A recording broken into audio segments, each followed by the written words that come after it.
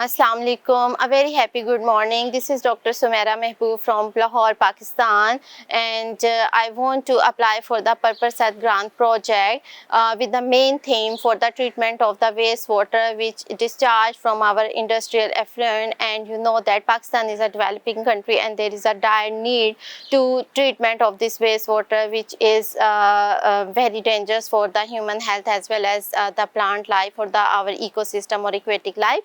So in this scenario, our project Sustainable Approach for the treatment of the wastewater effluent using microbial consortia is depend upon the isolation of the resistant microbe from wastewater, and we want to explore the effect of this treated wastewater after its comprehensive analysis through chromatography or some other technique on the vegetation growth like mung beans or the wheat plant, and then we shall want to investigate this wastewater for the small and the medium industrial group through a cost-effective bioremediation approach. Thank you.